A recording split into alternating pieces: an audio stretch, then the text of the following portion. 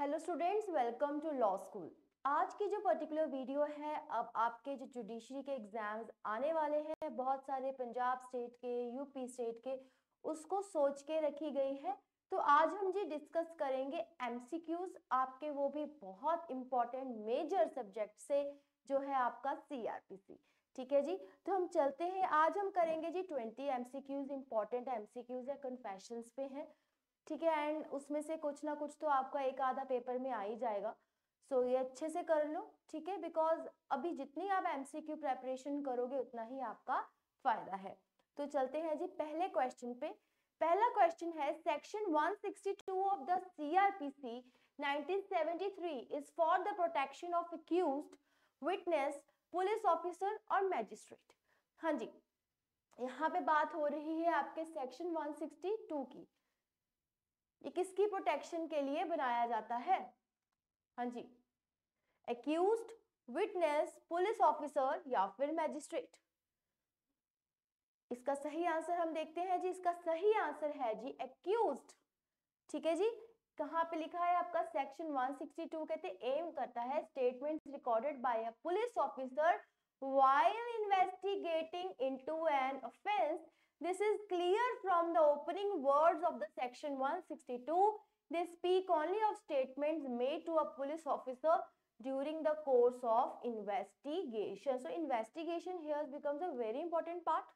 ठीक है, आपको पता है confessions made to the police officer are not admissible until unless the confessions are made to the magistrate. ठीक है ना? So this is for the protection of accused only. Clear? आगे चलते हैं. The protection under 162 of the CRPC 1973 is available in civil proceedings, available for proceedings under Article 32 and or 226 of the Constitution. यानी कि यहाँ writs की बात हो रही है ना? Not available in rape cases, only available in criminal inquiry or trial in respect of the offense under investigation. देखिए, जो प्रोटेक्शन है ऐसा कुछ नहीं है कि वो सिविल प्रोसीडिंग्स में मिलेगी, ये भी गलत है आपका। ठीक है, ये कोई स्पेसिफिक इसके लिए भी नहीं है। अवेलेबल होता है जी रेप केसेस में भी। ठीक है, तो ये पॉइंट भी नहीं आएगा। Only available in criminal inquiry और trial in respect of the offence under investigation. This is very important and this is the right answer. ठीक है, जो आपको ये प्रोटेक्शन दी जाती है ये सिविल प्रोसीडिंग में पहली बात नहीं मिलती। ठीक है, आर्टिकल 32, 20 इसमें भी नहीं है। रेप केसेस में अवेलेबल होती है क्योंकि क्रिमिनल ऑफेंस है जी। उसके बाद अवेलेबल इन क्रिमिनल इंक्वायरी और trial in respect of the offence under investigation. ठीक है, अभी मैंने आपको मार्क भी करके बताया था कि इन्वेस्टिगेशन वाला पॉइंट आपका बहुत ही ज्यादा इंपॉर्टेंट है।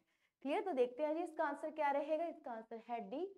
ठीक है, आगे चलते हैं। Under the provisions of code of criminal procedure 1973, confessions can only be made to the authorized persons. Only the magistrate enjoys the power of recording confessions made to the police officers are valid. Made by the accused while in police custody to a police officer is valid. हाँ जी, इसका answer देखिए और बताइए। देखो, ये point भी गलत है। It can't be made to authorized person. Made to police officers are invalid because these confessions are not admissible in the court of law. Now, made by the accused while in police custody to a police officer is valid. Again, मैं बोल के हटी हूँ, not valid. Only the magistrate enjoys the power of recording the confessions. This is absolutely right. So आपका यहाँ section कौन सा लगेगा? 164. Clear? Here B is your right answer. Clear? आगे चलते हैं। Under section 164 of the Code of CRPC 1973, only a statement of a person produced by the police or investigation agencies can be recorded. Statement of the person approaching the magistrate independently can be recorded. The statement need not be voluntary. The police officer is authorized to record the statement. हाँ जी, ये भी easy है आपका। क्या रहेगा इसका answer? इसका answer जी रहेगा आपका ए, because only the statements of a person produced by the police or investigation agencies can be recorded. हम पहले क्वेश्चन में करके हटे हैं, इन्वेस्टिगेशन वाला पॉइंट बहुत जरूरी हो जाता है और उसी की रिकॉर्ड होती है जो उसमें इन्वॉल्व होता है। ये नहीं कि कोई वॉलंटरीली आ रहा है, नो, क्लियर, या कोई मैजिस्ट्रेट के पास इंडिपेंडेंटली जा रहा है, नो, और पुलिस ऑफिसर के पास ऐसे कोई ऑथराइजेशन नहीं है to record the statement. Clear students, आगे चलते हैं। Which of the following statements does not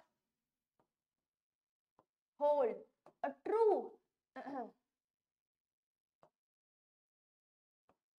does not hold true for the confessions made to the magistrate under the provisions of the Code of Criminal Procedure 1973। कौन सी इनमें से statement हमने देखनी है true नहीं है confessions को लेके?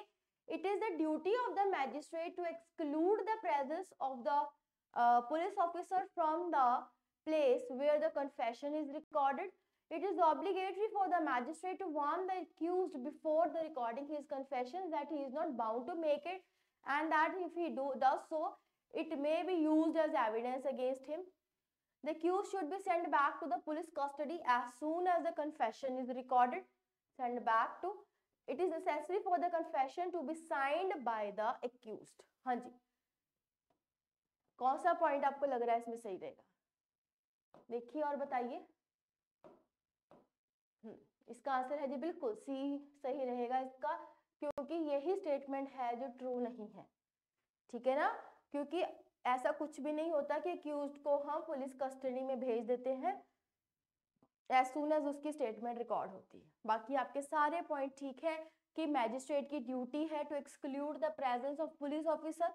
जहां कन्फेशन हो रहा है मैजिस्ट्रेट बोल सकता है कि पुलिस यहाँ नहीं खड़ेगी या नहीं वहां पे रहेगी।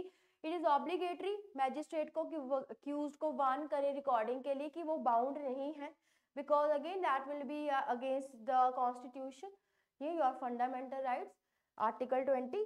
ठीक है, उसके बाद क्योंकि you have that right ना for the self incrimination, you can't be a witness against yourself, this is the right of the accused, right। उसके बाद ये पॉइंट आपका ट्रू नहीं है। it is necessary for the confession to be signed by accused, this is also necessary।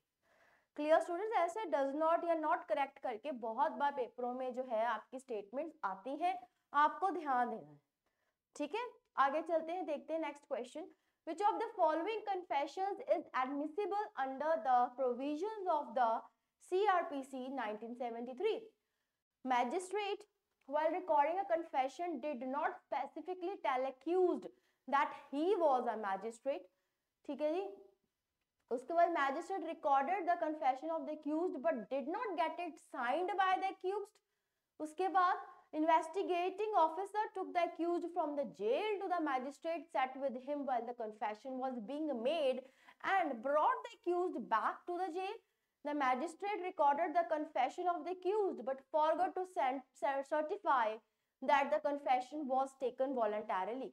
हमने इसमें से ढूंढना है विच of the following confession is admissible under the provisions of CRPC 1973। हाँ जी, साफ साफ सीधा आंसर इसमें पता चल रहा है, इसमें कोई टफ क्वेश्चन नहीं है ये आपका। ठीक है, स्टेटमेंट्स कई बार ऐसी बड़ी बड़ी आ जाती हैं बिकॉज आपका प्रेशर ऑलरेडी एग्जाम का होता ही है, ठीक है, to make you more pressurized, otherwise this is very easy question, you can easily solve it. इसका आंसर क्या रहेगा? इसका आंसर रहेगा डी। ठीक है, the magistrate recorded the confession of the accused but forgot to certify that the confession was taken voluntarily. This is admissible under provisions of CRPC 1973। Clear? आगे चलते हैं। Which of the following statements hold true for the magistrate's power to send an accused to remand under section 167? Remand का कौन सा section आता है आपका? 167 of CRPC। If the investigation is not completed within 60 days, he has to be released on bail। कौन C true है हमने बतानी है। उसके बाद the maximum period of remand in police custody can't exceed 15 days, after that only sending in judicial custody is possible. The maximum period of remand in judicial custody can't exceed 15 days, after that only sending to police custody. यहाँ है judicial, यहाँ है police. Okay, if the investigation is not completed within maximum period of 90 days, the accused have to be released. हाँ जी, क्या रहेगा इसका answer? इसका answer जी रहेगा आपका बी। ठीक है, the maximum period of remand in police custody can't exceed 15 days after sending to the judicial custody is after that only sending to the judicial custody is possible. Clear? ये हमने बात कब करी थी? जब मैंने आपको ये सारा कॉग्निजेबल, बेल, बेलेबल ऑफेंसेस, ये सारे टॉपिक्स जब करवाए थे तब मैंने आपको ये बात भी समझाई थी. क्लियर? आगे चलते हैं. Which of the following statement is not true under the provisions of section 167 of the code of CRPC, code of criminal procedure? The provisions for release is mandatory in the sense that the accused shall not have to be released on bail. Magistrate has the power to remand accused terrorist to army custody for investigation. The order under this section is a judicial order. On the expiry of 60 days from the date of arrest of the accused, further detention does not ipso facto become illegal. हाँ जी, क्या रहेगा इसका answer? ये आपकी MCQ series है, helpful रहेंगी आपके judiciary के एग्जाम्स के लिए. इसका जी आंसर रहेगा आपका B. Magistrate has the power to remand accused terrorist to army custody for investigation. This statement is not true. Clear? This particular statement is not true. Rest all the statements are very much true because provisions है to release in mandatory in the sense that the accused shall have to be released on bail. Bail provisions है आपके पास. Order under this section is a judicial order because यहाँ remand की बात हो रही है आपकी. That is why it is a judicial order. ठीक है? On the expiry of 60 days from the date of arrest of the accused, further detention does not ipso facto becomes illegal. ठीक है जी. उसके बाद further detention जो है आपकी ipso facto it does not become illegal. Clear? Next question is, which of the following is a true of section 31 CRPC? It relates to the quantum of the punishment that the court has jurisdiction to pass with accused is convicted of 2 or more offences at one trial. It is a rule of the procedural law, either A or B, both A and B. हाँ जी.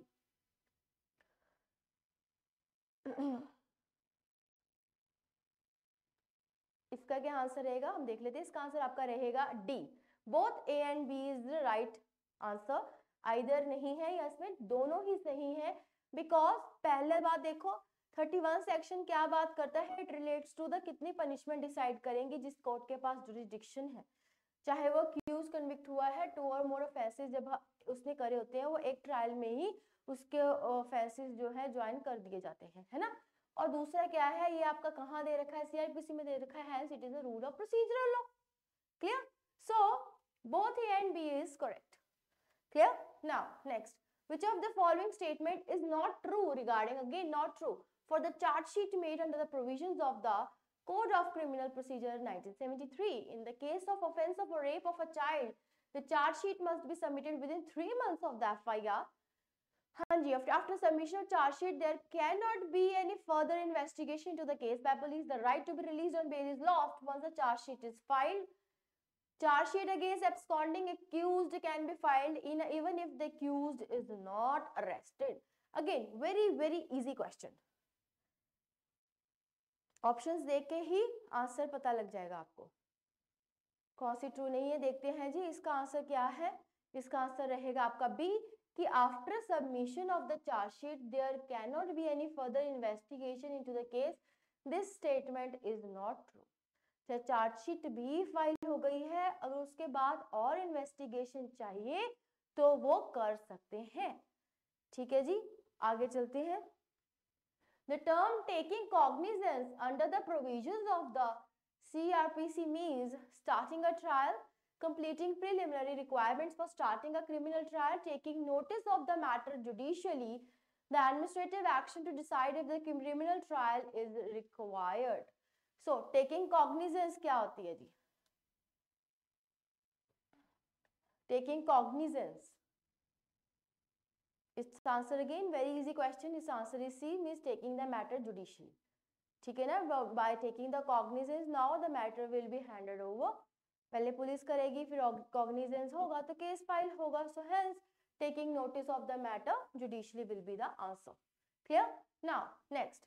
Under the provisions of Code of Criminal Procedure 1973 for taking cognizance of an offence, Judicial application of mind by the magistrate is not needed. It is not open to the court to analyze the evidence produced. It is an area exclusively within the domain of the magistrate and the officer in charge of the case. The offence must be committed within the territorial jurisdiction of a first class judicial magistrate. हाँ जी, इसका क्या answer रहेगा आपका? Taking cognizance of offence means, ये हम तो topic कर चुके हैं कॉग्निजेंस का. क्या होता है कॉग्निजेंस में?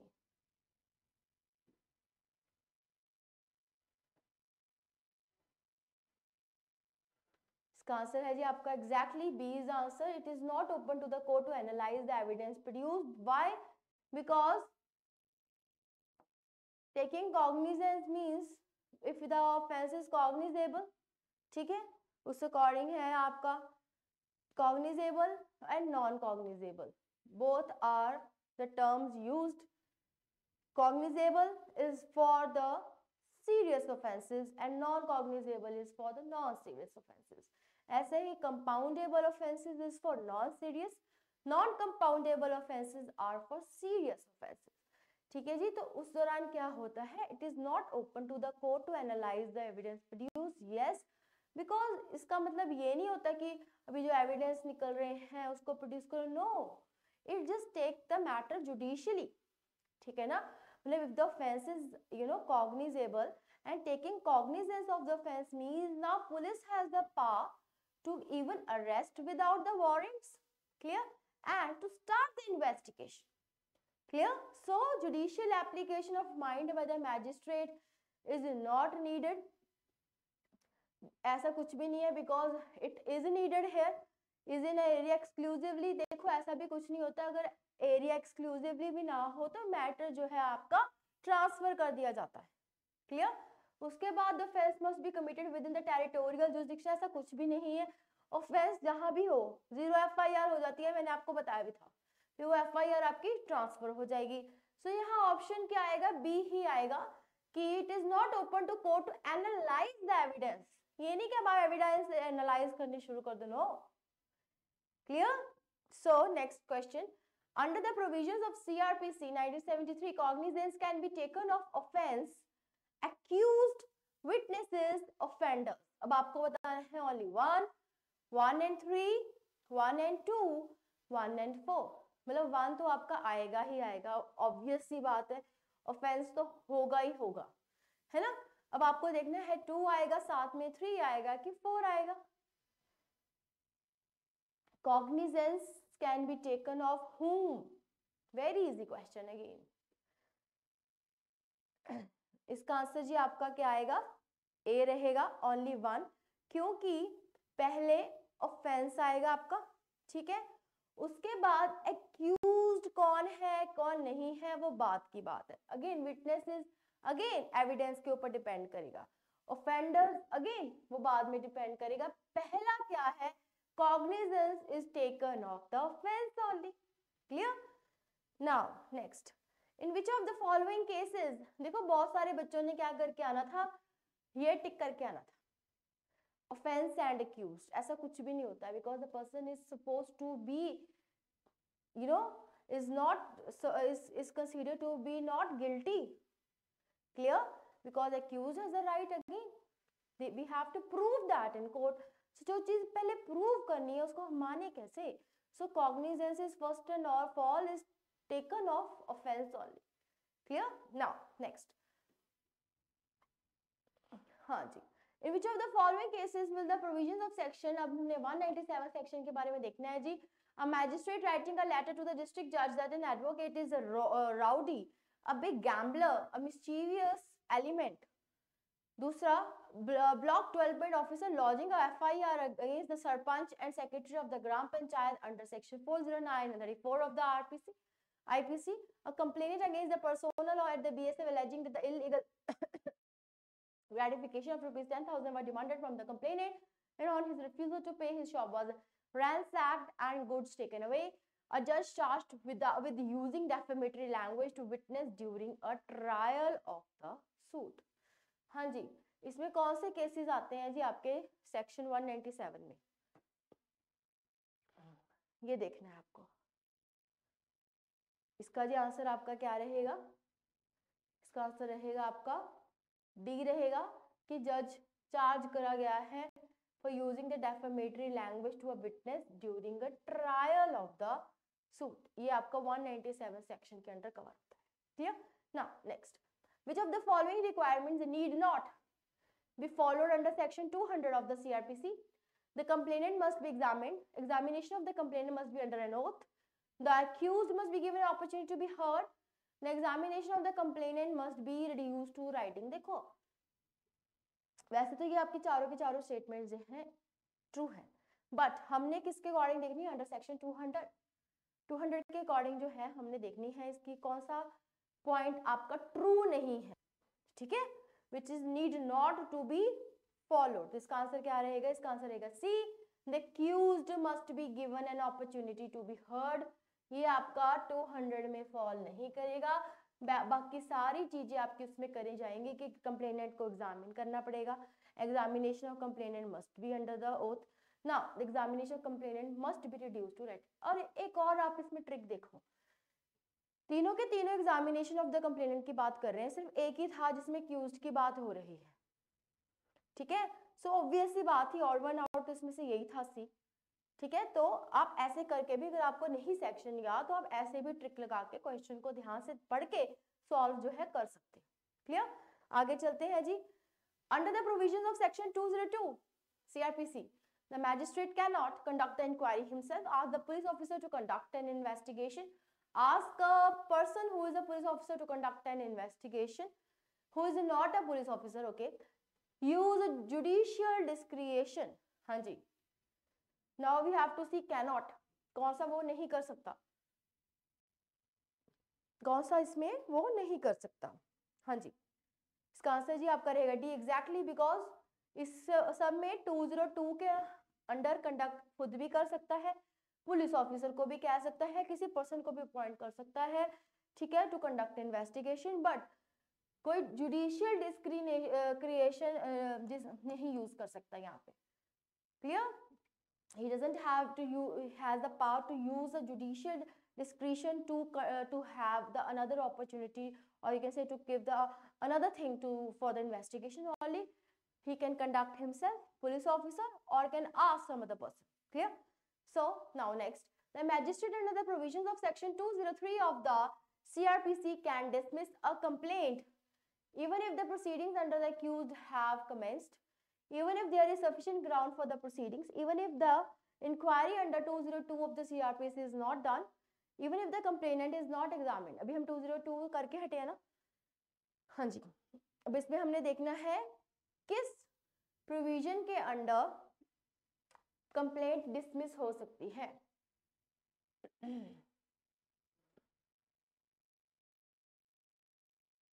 हाँ जी, इसका क्या आंसर रहेगा? इसका आंसर बिल्कुल, इसका आंसर सी रहेगा। अगर इंक्वायरी नहीं भी हुई है, ठीक है, even if inquiry under 202 of the CRPC is not done, ठीक है, the magistrate under the provisions of section 203 can dismiss a complaint. ठीक है जी, otherwise proceedings against have commenced फिर भी नहीं हो सकती, even if there is sufficient ground for proceedings तो भी नहीं हो सकती, even if the complainant is not examined, ये तो होएगा ही, ऐसे तो कर नहीं सकते वो। हाँ, सिर्फ ये है कि अगर किसी को चार्ज नहीं दिया इन्वेस्टिगेशन करने का फर्दर तो हो सकती है, नॉट अ बिग डील। ठीक है, आगे चलते हैं। Which of the following statements hold true for plea of guilty under the provisions of CRPC 1973? The plea of not guilty is not recognized by CRPC. Pleader can make plea of guilty on behalf of the accused. The admission made by the accused is binding on him. Plea of guilty to a capital charge is inadmissible. यहाँ पे true देखनी है, plea of guilty के लिए कौन सी statement आपकी true है। पहले कह रहे हैं कि जी रिकॉग्नाइज्ड नहीं है CRPC के द्वारा, फिर कह रहे हैं pleader can make plea of guilty on the behalf of the accused, उसके बाद the admission made by pleader, यानी कि आपका जो एडवोकेट है, he can make a plea of guilty on behalf of the accused. the admission made by the accused is binding on him, plea of guilty to a, हाँ जी, अच्छा ये कह रहे हैं कि कोई एक्यूज ने एडमिशन करा है कुछ, उसके ऊपर बाइंडिंग है, तो यहाँ ये नहीं बताया हुआ कहाँ पे करा है। Plea of guilty to a capital charge is inadmissible, हाँ जी, कौन सी सही रहेगी आपकी स्टेटमेंट यहाँ पे? इसका आंसर जी ए रहेगा कि the plea of not guilty, हाँ जी, is not recognised by CrPC, ये ट्रू है आपका। ठीक है जी, ये एविडेंस के द्वारा आपको मिलता है, दैट्स व्हाई। क्लियर? आगे चलते हैं हम। Under sections 239 and 240 of the CrPC, reasons must be given if the accused is discharged, reasons must be given if the charges are framed against him, hearing includes hearing of evidence if needed। ठीक है, तो हमने बताना है कौन से आपके इसमें सही है। पहला है जी, अगेन बोलती दोबारा सुन लो, reasons must be given if the accused is discharged, reasons must be given if the charges are framed against him, hearing includes hearing of evidence if needed। तो 1 and 2, 1 and 3, 2 and 3, only 3, हाँ जी। इसका answer ये भी easy है जी, इसका answer देख लेते हैं। इसका आंसर है बी, 1 and 3 आपका यहाँ पे सही है। ठीक है, 239 एंड 240 आपका यही बात करता है। पहले कहता है reasons must be given if the accused is discharge, hearing includes hearing of evidence also if needed। Clear? Now next, under section 243 of the CRPC, the magistrate cannot issue summons of the complainant for being examined as a witness of the accused। कह रहे कि magistrate issue नहीं कर सकता summons complainant को for being examined as witness of the accused. हाँ जी, 243 के अंदर हमने देखना है, the court can not ask the accused to deposit expenses which might be incurred by the witnesses. At the instance of the accused, the complainant can be re-summoned। All of the above। 243 section 243 हमने देखना है इसमें। हाँ जी, last question for today, इस answer is A. इसके अंदर यही आता है, a magistrate can not issue summons to the complainant for being examined as a witness for the accused। ठीक है ना, ये सीधा सा कॉमन बात, सेंस वाली बात है। अब कंप्लेनेंट को थोड़ा ना बोलेंगे कि आप एक्यूज का विटनेस बन के आ जाओ। कभी आपने देखा है अपने प्रैक्टिकल कोर्ट्स में? कभी ऐसा नहीं देखा ना। तो कहाँ लिखा हुआ ये बात? 243 में लिखी हुई। Clear students? So that was all for today. 20 MCQs, important MCQs. ठीक है, कन्फेशंस के हो गए आपके, magistrate power, police power, cognizance, and then complainant, all these things are all very important for the judiciary point of view। ठीक है, and we will continue this series। ठीक है, daily at 5 PM I will post such few questions so that it may help you for a good preparation for your judiciary exams। So that's all for today। मिलते हैं next class में।